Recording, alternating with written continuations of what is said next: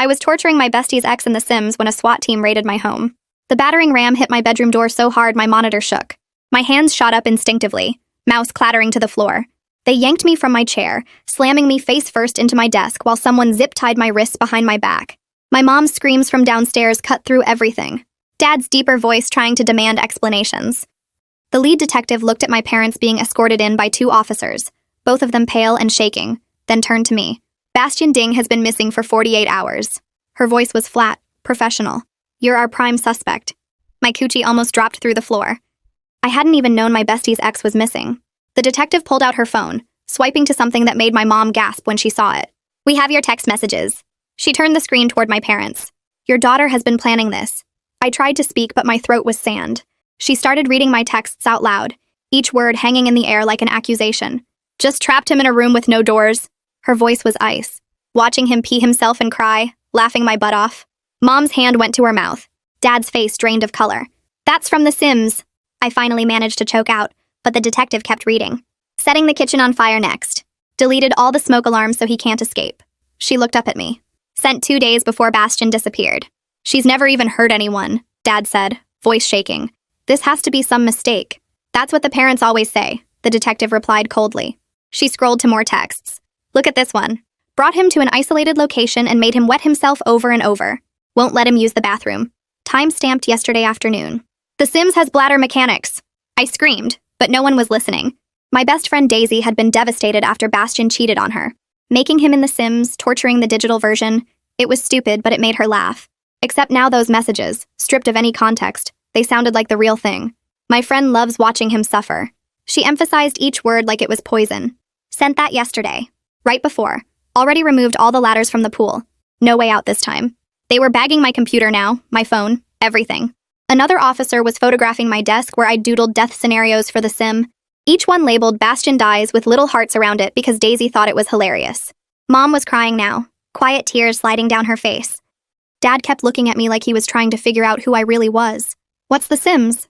Mom asked through tears. Is it some kind of dark web thing? It's a life simulation game. I sobbed. Millions of people play it. The detective scrolled further. Your friend even asked you to stop. Daisy wrote, okay, this is getting creepy. Maybe we should stop. And you replied, no way, I'm just getting started. He deserves worse. She looked up at me. She begged you to let it go. Seriously, enough with the Bastian stuff. But you insisted, not until I've tried every single death. Stop being weak. You were obsessed. It's a freaking game! I shouted, voice cracking. Check my computer. The Sims is right there. I made a character that looks like him and we're aware of how perpetrators sometimes rehearse crimes through gaming. She cut me off. Virtual practice before real execution. We've seen it before. My chest was so tight I could barely breathe.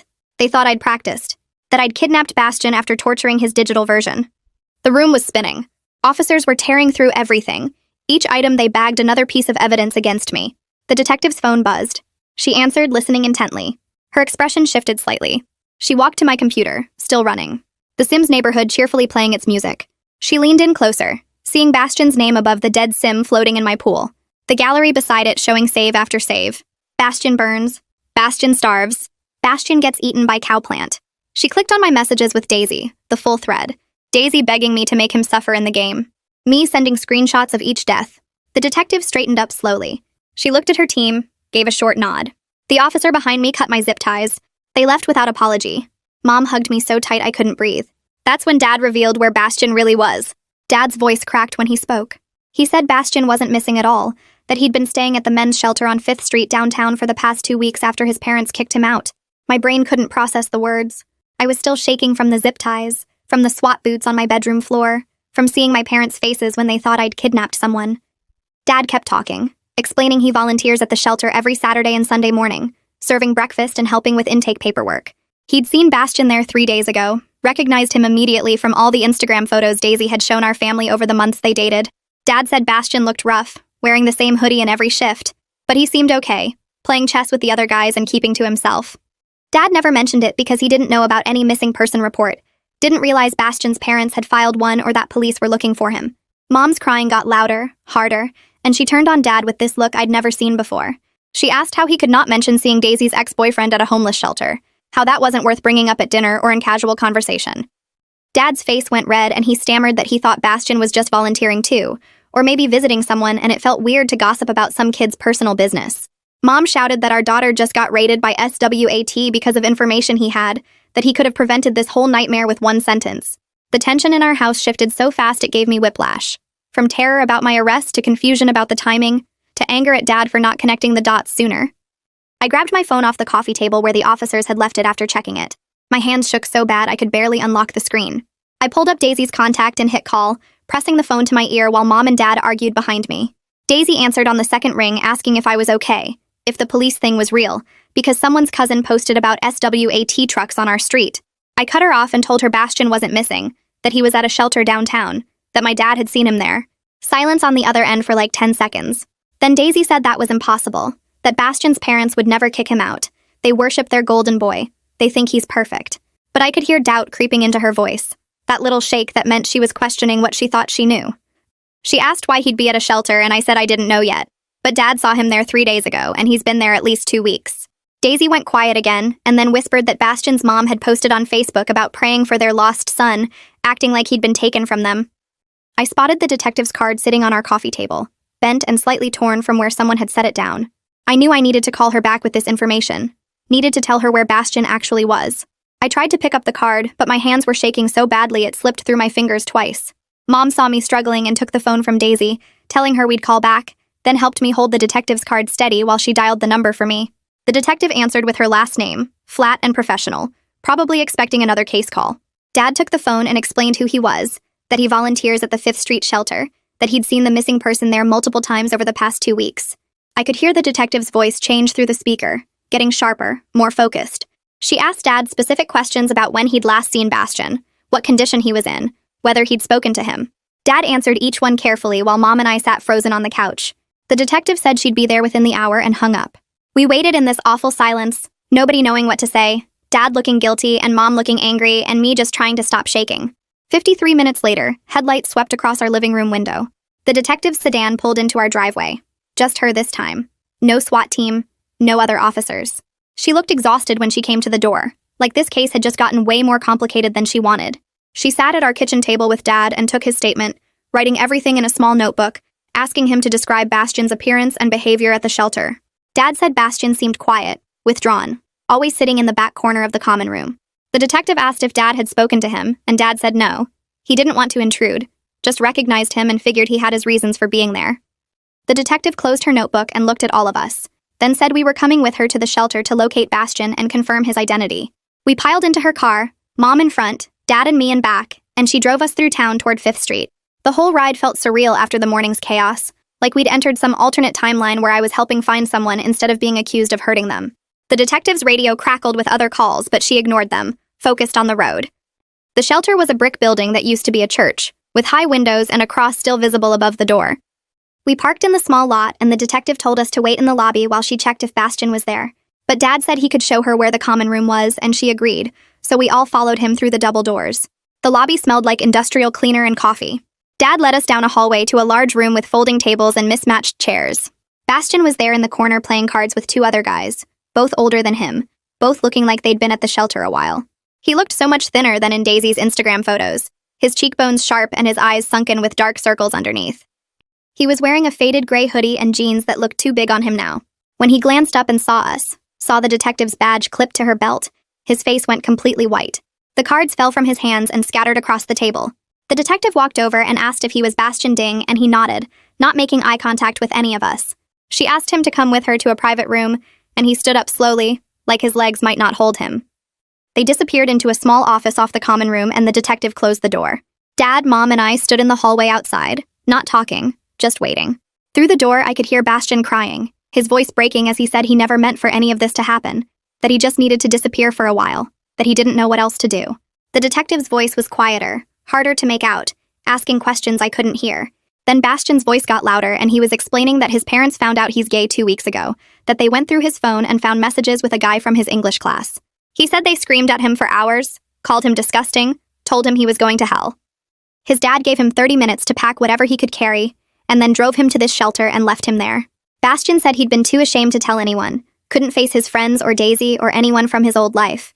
He just grabbed his backpack with some clothes and his wallet and ended up here, ignoring all the calls and messages because he couldn't deal with explaining why his parents hated him now. His phone died after the first day, and he never bothered charging it because he didn't want to see his parents' hateful messages or have to lie to his friends about where he was. The detective's voice got quieter after that, and I couldn't make out her next questions. Bastian answered in broken sentences between sobs, his voice muffled through the door. We stood there for what felt like forever, my legs going numb from standing still so long. Mom kept shifting her weight from foot to foot, and Dad stared at the floor with his arms crossed. Finally, the door opened and the detective stepped out, her expression unreadable. She asked Bastian if he knew anyone by my name, and he shook his head, looking confused.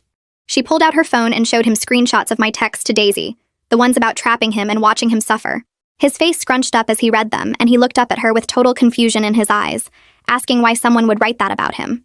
The detective explained about The Sims, and I watched his expression shift from confusion to something like disbelief. He said he'd never even played that game, didn't understand why anyone would make a character of him to torture. The detective thanked him for his time and told him he wasn't in any trouble, that this was just a big misunderstanding. We all walked back through the shelter lobby in silence and out to the parking lot where her car was parked. The sun was too bright after being inside, and I had to squint against it. The detective turned to my parents and said she was sorry for the distress this morning caused our family. Her voice was flat, professional, like she was reading from a script. She explained that the text messages looked extremely suspicious without context, and they had to investigate thoroughly when someone was reported missing. Dad asked if we were free to go, and she nodded, handing him a card with a case number on it. Mom didn't say anything, just grabbed my hand and squeezed it so hard my fingers went numb. We drove home in Dad's car, nobody talking, the radio off, just the sound of tires on pavement. When we pulled into our driveway, I could see the front door was still open from when the SWAT team burst through it hours ago. Inside, the house looked like a tornado hit it. Couch cushions thrown everywhere, kitchen drawers pulled out and dumped, family photos knocked off the walls. I walked upstairs to my room and pushed open what was left of my door. The battering ram had split the wood right down the middle and it hung crooked on its hinges. My desk drawers were all pulled out, contents scattered across the floor. My closet door stood open with all my clothes yanked off hangers and piled on the ground. My bed was stripped, mattress pulled half off the frame, pillows sliced open with stuffing spilling out. They'd even gone through my trash, dumping it out and spreading garbage across my carpet. My computer was gone, obviously taken as evidence. My phone too. My gaming setup completely dismantled. I sat down on the floor in the middle of the mess and just stared at the wall where my monitor used to be. This was my space, my private room, and strangers had torn through every inch of it looking for evidence that I'd hurt someone. I started picking up clothes mechanically, refolding them even though my hands were shaking. Mom appeared in the doorway and said to leave it, that we'd clean tomorrow, but I couldn't stop. I needed to put something back together. I was still folding when I heard a car pull up outside and then frantic knocking on our front door. Mom went downstairs and I heard Daisy's voice, high and panicked, asking if I was okay. Her footsteps pounded up the stairs and then she was in my doorway. Mascara streaked down her face, eyes red and swollen. She rushed over and hugged me so tight I could barely breathe, saying she was sorry over and over. She said she saw the SWAT team at my house this morning from down the street, that she tried to call but my phone went straight to voicemail, that she's been freaking out all day. I told her they thought I actually kidnapped Bastian because of our Sims texts. Her face went completely white and she sat down hard on my stripped mattress. She said this was all her fault, that she was the one who wanted revenge, who kept asking me to make him suffer in the game. I explained that Bastian was fine, that he'd been at a homeless shelter this whole time, and then I told her why. I said his parents kicked him out for being gay. Daisy went completely silent, her mouth opening and closing like she wanted to say something but couldn't find words. After a long pause, she admitted she'd always wondered about him, that there were signs she'd noticed but ignored. She said he was so aggressive about acting straight, making comments about girls, being super physical in public with her, that she convinced herself she was wrong about her suspicions. She started crying again, harder this time, her whole body shaking. She said she felt horrible about the Sims' revenge now, knowing what Bastian was actually going through while we were joking about killing his digital version. The cheating that had seemed so important 2 weeks ago suddenly felt small compared to him being rejected by his own parents and living in a shelter. I didn't know what to say, so I just sat there next to her while she cried. Mom came upstairs with 2 mugs of tea and sat down on the floor with us, asking us to explain The Sims to her. Daisy and I tried to describe how it's just a life simulation game, how millions of people play it, how making characters suffer in funny ways is just dark humor that helps you cope with real feelings. But hearing ourselves explain it out loud made it sound weak and stupid. Mom asked why we thought torturing a fake person was funny, and neither of us had a good answer. She wasn't mad, just trying to understand, but that somehow made it worse. We sat there drinking tea and trying to explain gaming culture to my mom until the sun started going down outside my broken window. Daisy left around 8 and I tried to go to bed even though my room was still a disaster. I lay there in the dark with my eyes closed, But every time I started to drift off, I saw the SWAT team bursting through my door again. The sound of the battering ram hitting wood, my face being slammed into my desk, the zip ties cutting into my wrists. My chest got tight and my breathing went fast and shallow. I gave up trying to sleep around midnight and ended up sitting in my closet with the light on, knees pulled up to my chest, just trying to breathe normally. I stayed there until the sun came up and light started filtering through my broken door. I had to go to campus for my morning class even though I felt like I hadn't slept at all. The moment I walked across the quad, I could feel people staring. Groups of students would go quiet when I passed, then start whispering as soon as I was a few feet away. In the student center, someone pointed their phone at me and I realized they were filming. My stomach dropped when I checked social media on a library computer and saw the video. Someone across the street from my house had recorded the whole SWAT raid from their window. The battering ram. The officers dragging me out in zip ties. My mom screaming. It had been posted 6 hours ago and already had thousands of views. The comments were full of people speculating about what I did, calling me a psycho, saying I looked guilty, making jokes about my pajamas. Someone had screenshotted my social media profiles and posted them with the video. My face was everywhere, attached to a crime I didn't commit, and there was nothing I could do to stop it from spreading. My email dinged with a message from my academic advisor, Maya, asking me to come to her office as soon as possible. I grabbed my backpack and walked across campus with my hood up, trying to make myself invisible. Every person I passed felt like they were staring at me even when they probably weren't. Maya's office was in the administrative building on the 3rd floor. I knocked on her door and she opened it immediately, her face soft with concern. She gestured to the chair across from her desk and closed the door behind me. Maya pulled up the video on her computer and I had to look away because seeing myself dragged out in zip ties made my chest tight all over again. She asked if I was okay and whether I needed to take time off from the school to deal with everything. I shook my head because missing classes would just make everything worse and I'd fall behind. Maya listened while I explained the whole thing, talking too fast, my words tripping over each other. I told her about The Sims and how it's just a game where you make little people and control their lives. I explained about Daisy's breakup and how we were just joking around making Bastion's character suffer in stupid ways. I showed her screenshots on my phone of what The Sims actually looks like, the cartoony graphics and the silly deaths. Maya nodded and said she believed me, but her expression stayed serious. She warned me that facts don't matter to most people once they've decided someone is guilty of something. She said I should prepare for ongoing problems on campus because the court of public opinion doesn't care about evidence or truth. The way she said it made my stomach hurt because I knew she was right. My afternoon class was Introduction to Psychology, and I almost skipped it, but I couldn't afford to miss any more school. I sat in the back row like always and pulled out my notebook. 2 girls in front of me were whispering and I heard my name. One of them said I was definitely a psycho who got away with something. The other one said the police wouldn't have raided someone's house for no reason. I stared at my blank notebook page and tried to pretend I couldn't hear them. The professor started talking about cognitive dissonance, but I couldn't focus on anything he was saying. The girls kept whispering and glancing back at me. Finally, the professor stopped mid-sentence and asked if everything was okay. The whole class turned to look at where he was staring, right at me and the 2 whispering girls. One of them went red and shook her head. The professor said we should all focus on the lecture and respect our classmates. It just made everything 10 times worse because now everyone definitely knew something was going on with me. I wanted to sink through the floor. My phone buzzed in my pocket during class. Then it buzzed again. And again. I pulled it out under my desk and saw texts from Daisy coming in rapid fire. She was typing in all caps about how Bastion's parents were telling everyone the whole thing was a misunderstanding. They were claiming they never kicked him out at all. They said Bastion was mentally unstable and ran away on his own and they'd been worried sick about him. Daisy sent a screenshot of a Facebook post from Bastion's mom talking about her poor, troubled son. Daisy was furious at them for lying when everyone knew the truth about what they did. She said they were trying to save face and make themselves look like victims. I typed back that parents like that always rewrite history to make themselves look better. My phone kept buzzing with more messages from Daisy, each one angrier than the last. After class, I walked out into the hallway and someone called my name. I turned around and saw Gray from campus security walking toward me. He was older, maybe in his 40s, with gray hair and a kind face. Gray said he'd heard about what happened to me and wanted to make sure I felt safe on campus. He asked if anyone had bothered me or made me feel threatened. I told him about the whispers and the video, but said no one had actually done anything.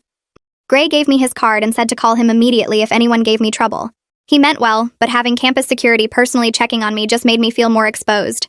Everyone walking past us in the hallway was staring. I thanked him and shoved his card in my pocket and walked away as fast as I could without running. My phone would not stop buzzing. Every few seconds, another notification. I pulled it out and saw messages from people I barely knew. Some were supportive, saying they believed me and knew it was all a misunderstanding. But most were asking invasive questions about the arrest. People wanted to know what it felt like to be zip-tied. They asked if I really made the Sims character of Bastion or if that was made up. Someone asked if I'd ever actually hurt anyone in real life. Another person wanted to know if I had a lawyer. The questions kept coming and coming, and I couldn't keep up with responding. Finally, I just turned my phone completely off and shoved it to the bottom of my backpack. The silence was immediate, and it felt like I could breathe again. That evening, Dad said we needed to go get my computer and phone back from evidence. We drove to the police station in silence. Dad kept his hands tight on the steering wheel and didn't try to make conversation. At the station, we had to wait at a desk while someone processed the return. The detective who handled it was different from the lead detective who'd been at my house. This one was younger, with blonde hair pulled back tight. She looked at me with obvious disgust while she checked my ID and had me sign forms. She made comments under her breath about how lucky I was. The way she slid my computer and phone across the counter felt aggressive, like she was mad they had to give my stuff back. Dad thanked her and she didn't respond. We carried everything out to the car and I held the evidence bags in my lap on the drive home. I set up my computer in my room that still had a broken door from the battering ram. When I booted it up, the Sims loaded automatically because it had been running when they took it.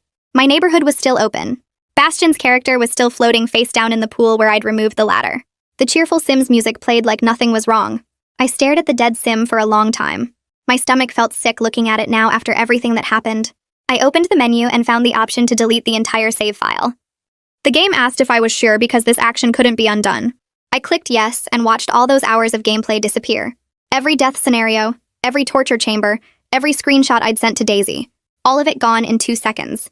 My phone rang and Daisy's name showed up on the screen. I answered and she started talking immediately without saying hello. She told me Bastion had reached out to her wanting to apologize for cheating. He wanted to explain what he was going through and why he did what he did. Daisy's voice sounded confused and hurt at the same time. She said she didn't know if she wanted to talk to him or not. Part of her wanted answers, but part of her was still so angry about everything. She asked me what I thought she should do. I told Daisy she should probably hear him out because he was clearly dealing with serious stuff. Getting kicked out by your parents for being gay was huge and traumatic. But I also said I understood why she was still hurt. The cheating had been real even if he was struggling with his identity. Daisy was quiet for a minute, then said she felt manipulated by their whole relationship now. She said it felt like he'd been performing being straight with her, and she was just a prop in his closet. I didn't know what to say to that because she wasn't wrong. Bastion had used her even if he hadn't meant to hurt her. We stayed on the phone for a while longer just talking about how complicated everything was. Nothing felt simple anymore. 2 days after hanging up with Daisy, Mom knocked on my door around breakfast time. She sat on my bed and asked if I'd thought about seeing someone to talk about everything. I said I was fine and didn't need a therapist. She looked at me with this sad expression and pointed out that I'd woken up screaming 3 times that week. The nightmares were getting worse, not better, and she was worried about me. I turned away from her and stared at my computer screen. She kept talking about how normal it was to need help after trauma. I finally agreed just to get her to stop hovering. She made an appointment for Thursday afternoon with someone named Dr. Locke, who specialized in trauma. The therapy office was in a boring medical building near campus. I sat in the waiting room filling out forms about my mental health history. When Dr. Locke called my name, I followed her into a small room with 2 chairs and a box of tissues on the side table. She asked me to describe what brought me in today. I started explaining about the Sims and the misunderstanding, and suddenly I was crying so hard I couldn't breathe. The words came pouring out about the battering ram and the zip ties and my mom screaming downstairs. Dr. Locke handed me tissues and let me cry for what felt like forever. When I finally stopped, she explained I was showing clear signs of acute stress disorder. She said my sense of safety had been violated in my own home and my brain was trying to process that trauma. The nightmares and panic were my body's way of trying to make sense of something that felt senseless. I checked my phone after the session and saw that Bastion's roommate had posted something that was blowing up online.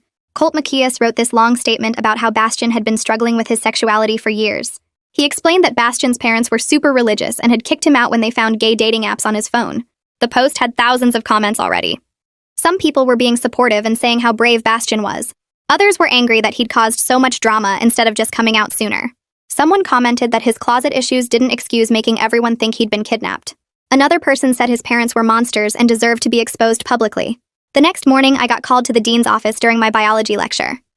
My professor handed me a note and everyone stared as I packed up my stuff.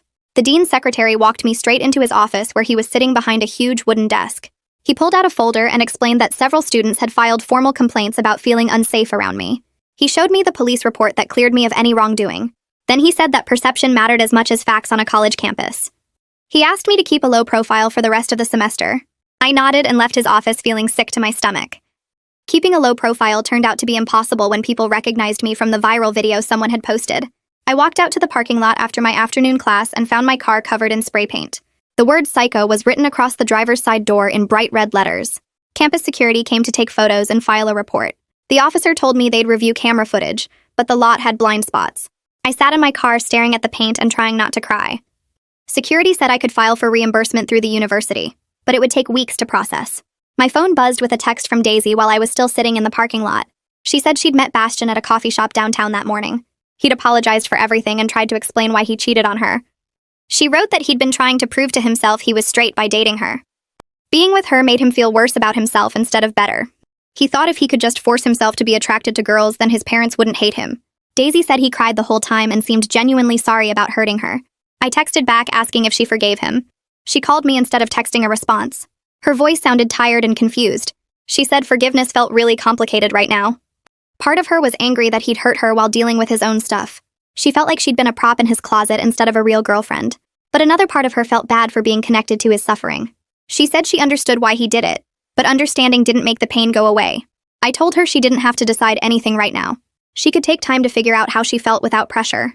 That evening, I heard my parents arguing in the kitchen. I stood at the top of the stairs listening to them go back and forth. Dad kept saying he felt terrible about not mentioning he'd seen Bastian at the shelter sooner. Mom's voice was sharp when she replied that it wasn't his fault. But her tone suggested she was still processing her own anger about the timing. Dad said if he'd just thought to mention it casually, then none of this would have happened.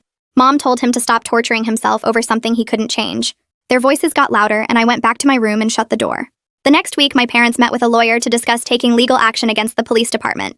They came home looking defeated and sat me down in the living room. The lawyer had explained that the text messages gave police probable cause to investigate. Even though the raid was traumatic and ultimately wrong, they'd followed proper procedure based on the evidence they had.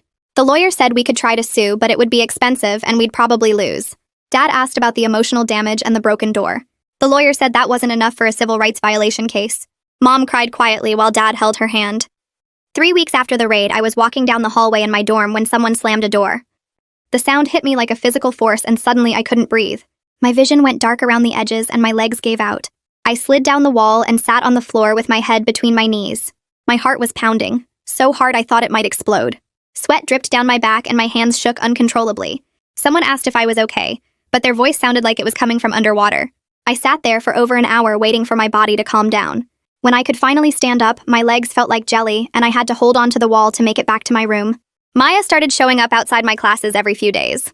She'd walk with me across campus asking how I was doing and if I'd eaten lunch yet. The third time she caught me, I could tell she was building up to something. She mentioned a support group for students dealing with trauma that met Tuesday nights in the counseling center. I told her I was fine and didn't need to sit in a circle talking about my feelings with strangers. She said to think about it and handed me a flyer anyway. I shoved it in my backpack and forgot about it on purpose. The idea of being the girl who got arrested in a support group made my skin crawl. I didn't want people knowing my story or looking at me with pity. Maya kept checking in, though. She'd text me random supportive messages and leave notes in my campus mailbox. It was nice, but also kind of annoying because it reminded me I was someone who needed checking on. That Friday morning, I was scrolling through my phone in the dining hall when Bastian's post appeared. The statement was long and detailed. He wrote about his parents finding messages on his phone and kicking him out the same night. He described staying at the shelter and ignoring everyone because he was ashamed. He apologized to Daisy for using her to hide his sexuality. He apologized to me for the chaos his disappearance caused and explained that he had no idea police would connect his missing person report to someone's video game texts. He talked about being gay and scared and alone. The comment section was a mess. Some people wrote supportive things about coming out and dealing with bad parents. Others said he was selfish for disappearing without telling anyone. A bunch of people argued about whether he owed Daisy an apology or if his situation excused the cheating. Someone wrote that at least now I looked less crazy. Another person said the whole thing was still weird regardless of the circumstances. My phone buzzed with notifications as people started tagging me in posts. Some users were defending me and explaining the Sims context to people who still thought I was creepy. They posted screenshots showing how the game actually worked and why the texts made sense. But plenty of others were still calling me weird for making a character just to torture it. One comment said that even if it was just a game, spending hours planning virtual deaths of a real person showed something was wrong with me. Another said the hearts around my doodles proved I enjoyed it too much. I closed the app and shoved my phone in my pocket. My appetite disappeared even though I'd barely touched my breakfast. The vindication felt hollow because people were still judging me for something that had seemed harmless at the time. Daisy texted me that afternoon asking if I'd seen Bastian's post. I said yes and asked what she thought about it. She called instead of texting back. Her voice sounded strained when she said we needed to talk about everything. We met at the library study rooms an hour later. She sat across from me and immediately said I was making Bastian's coming out about my own trauma. I stared at her in disbelief. She said I was acting like I was the only victim in this situation when Bastian had been kicked out by his parents and was actually homeless. I felt my face get hot. I told her she was the one who pushed the whole Sims revenge thing in the first place. She wanted me to make him suffer and sent me dozens of messages begging for more death scenarios. She looked shocked that I brought it up. I said she encouraged every single thing I did, and now she was acting like I was some psycho who did it all on my own. She stood up and said I was being unfair. I stood up too and said she didn't understand how violated and scared I still felt. She grabbed her bag and left without saying anything else. We didn't talk for 4 days. I kept checking my phone hoping she'd text first, but she never did. It was the longest we'd gone without talking since we became friends in middle school. I missed her so much it made my chest ache. But I was also furious that she didn't seem to get how traumatized I was. Every time I thought about texting her, I remembered her accusing me of making everything about myself. My anger would flare up again and I'd put my phone down. I saw her across campus twice and we both pretended not to notice each other. The second time I went back to my dorm and cried for 20 minutes. I hated fighting with her. But I also hated that she was focusing on Bastion's problems instead of acknowledging what happened to me. My therapy session that week helped me understand things differently. The therapist said everyone processes trauma in their own way. She explained that Daisy might be dealing with guilt by focusing on Bastion's situation instead of facing her role in what happened to me. People sometimes redirect their feelings toward easier targets when the real source of guilt is too painful to address. She said Daisy probably felt responsible for my arrest because she pushed the Sims idea so hard. Focusing on Bastion's coming out was simpler than admitting she'd contributed to my trauma. The explanation made sense, but I still felt hurt and abandoned. The therapist said I should try talking to Daisy about it when I was ready. She reminded me that good friendships could survive hard conversations if both people were willing to be honest. I texted Daisy that night. I wrote that I was sorry for snapping at her and that I missed her. My phone rang 30 seconds later. Daisy was already crying when I answered. We talked for 2 hours about everything. She said she'd been terrified watching the situation unfold and felt responsible for putting me in danger. I told her the police misunderstanding gaming culture wasn't her fault, but I understood why she felt guilty. She admitted she'd been avoiding thinking about her role because the guilt was eating her alive. I said I was sorry for not recognizing how much she was struggling too. We both cried and apologized and said we never wanted to fight like that again. By the end of the call, we were laughing through tears about how messed up the whole situation was. She said we should meet with Bastion together so everyone could apologize and move forward. It felt weird and awkward, but also necessary. We all needed closure from this bizarre nightmare. We set up the meeting for Saturday afternoon at a park near campus. Daisy and I arrived together and found Bastion sitting on a bench near the fountain. He looked healthier than he had at the shelter. His face had more color and he'd gained some weight. He stood up when he saw us coming and his hands were shaking. He said he was staying with his aunt now in a spare bedroom. She was supportive and helping him figure out his next steps. He looked at me and said he was genuinely sorry about the chaos his disappearance caused. He never imagined police would connect his missing person report to my text messages about a video game. He felt terrible about what I went through and offered to make more public statements clearing my name if it would help. I told him a statement would help, but nothing would erase the trauma of being zip-tied in my own bedroom. He started crying and apologized again. I watched his shoulders shake and realized he was carrying his own guilt about all of this. He kept saying he never thought about how his disappearance would affect anyone else. He was so focused on his own pain that he didn't consider the ripple effects. I told him I understood, but it didn't change what happened to me. The zip ties cutting into my wrists, the SWAT boots on my bedroom floor, my parents watching me get treated like a criminal. He nodded and wiped his eyes with his sleeve. He pulled out his phone and asked if I wanted him to write the statement right now. I said yes, but to take his time and make sure it explained everything clearly.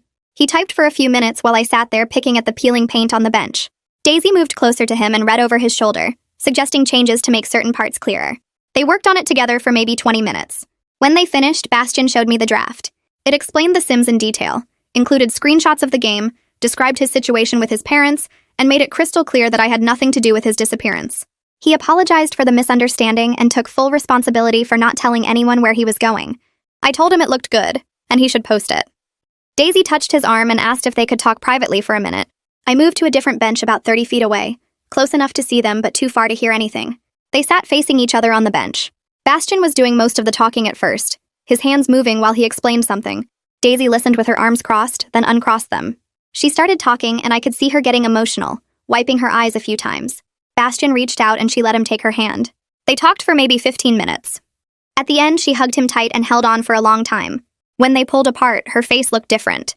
Lighter somehow, like she'd been carrying something heavy and finally put it down. They walked back over to me together, and Bastion said he was going to post the statement now. He hit share, and we all watched his phone as the post went live on his social media accounts. The response started immediately. Within 5 minutes, his post had dozens of comments and shares. Some people apologized to me directly in the comments, tagging my account and saying they were sorry for jumping to conclusions. Others deleted their previous posts calling me crazy or dangerous, but plenty of people doubled down. They said the whole thing was still weird, that making a Sims character to torture was creepy regardless of the context. Someone commented that I probably helped Bastian fake his disappearance to cover up what I did. Another person said the statement proved nothing, that we were all just trying to control the narrative. I stopped reading after a few minutes because my hands were shaking. Daisy took my phone and turned off notifications. She said I needed to stop checking social media for a while and just focus on healing. Bastian apologized again for not being able to control what people thought. I told him it wasn't his fault that some people were determined to believe the worst. We said goodbye at the park, and I went home feeling exhausted. Mom was in the kitchen making dinner when I got there. She asked how the meeting went, and I told her it was good, but also really hard. She hugged me and said she was proud of me for facing it. Then she mentioned that she and Dad had scheduled their first therapy appointment together for next week. I asked why they needed therapy, and she said the raid traumatized them too. Dad's guilt about not mentioning seeing Bastian sooner had been eating at him for weeks. He kept saying he could have prevented everything if he'd just thought to bring it up. Mom admitted she was having nightmares about the SWAT team breaking down our door. She'd wake up in the middle of the night hearing the battering ram in her head. I felt terrible that I hadn't even thought about how all of this affected them. I'd been so focused on my own trauma that I didn't consider they were suffering too. Gray from campus security called me 2 days later. He said they'd reviewed footage from the parking lot cameras and found the person who spray painted my car. It was a junior named Trevor who lived in the dorm next to mine. Campus security had disciplined him, and the university was requiring him to pay for the damage. Gray said Trevor claimed he was just trying to warn other students about me, that he thought he was doing the right thing. I asked if Trevor got expelled, and Gray said no, just probation and mandatory community service. It felt like a small victory, but also frustrating that he got away with basically just a slap on the wrist. I thanked Gray for following up and told him I appreciated the security office taking it seriously. The next day, Maya called me into her office. She said she wanted to help me file a formal complaint about the students who made me feel unsafe on campus without any evidence. We spent an hour writing up everything that happened after the video went viral. The whispers in class, people avoiding me in the dining hall, the spray paint, the anonymous messages I'd received. Maya submitted the complaint to the dean's office with a request that the university address the situation campus-wide. 3 days later, the dean sent an email to all students about due process and not jumping to conclusions. It talked about how social media can spread misinformation and reminded everyone that accusations aren't the same as guilt. The email didn't mention me by name, but everyone knew what it was about. Some students rolled their eyes at the email, calling it performative. But a few people reached out to apologize for how they'd treated me. It wasn't much, but it felt like something. Maya had been recommending a trauma support group for weeks, and I finally agreed to try it. The group met Thursday evenings in a building off campus. When I walked in for the first time, there were about 8 people sitting in a circle. The counselor running the group introduced me and asked if I wanted to share why I was there. I gave a brief version of what happened, and everyone nodded like they understood. Over the next few weeks, I heard their stories. A guy whose apartment had been broken into while he slept. A girl who'd been in a car accident. Someone else who'd witnessed violence. Hearing other people talk about their trauma made me feel less alone. I realized I wasn't the only one who jumped at loud noises or had trouble sleeping. When I shared my experience, people actually listened and didn't judge me. They understood that trauma doesn't make sense to people who haven't experienced it. The group helped me process the fear and anger I'd been carrying around. I started sleeping better and having fewer panic attacks. Daisy and I were texting more regularly again, but it felt different now. We were more careful with each other, more honest about our feelings. She'd text to check how I was doing and actually wait for a real answer instead of just accepting a quick response. I did the same for her. We talked about what happened with Bastian and how we both felt guilty in different ways. She admitted she'd been using humor to avoid dealing with her pain after the breakup. I said I'd gone along with it because I wanted to help her feel better, but we both should have found healthier ways to cope. We set some new boundaries about not encouraging each other's worst impulses. If one of us was spiraling, the other would say something instead of just going along with it. We were rebuilding our friendship on a foundation of actual communication, instead of just shared jokes and avoiding serious emotions.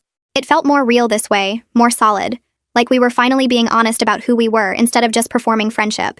4 months passed, and I woke up one Tuesday morning without that instant panic in my chest. I'd slept through the whole night for the first time since the raid. No nightmares about zip ties or SWAT boots crashing through my door. My therapist smiled when I told her during our session that afternoon. She said I'd made real progress in dealing with the trauma, though she warned me I'd probably always jump at certain sounds or feel nervous around police. I could live with that. The important thing was, I could finally sleep again without seeing officers tearing through my room every time I closed my eyes. Bastian texted me and Daisy in a group chat a week later with good news. He'd been accepted into some support program for LGBTQ youth who were dealing with housing problems. The program would help him find stable housing and connect him with resources while he figured out his next steps. He sent updates every few weeks about job interviews or therapy sessions or small victories like finding an apartment he could actually afford. Daisy and I both appreciated knowing he was doing better, that something good came out of all the chaos.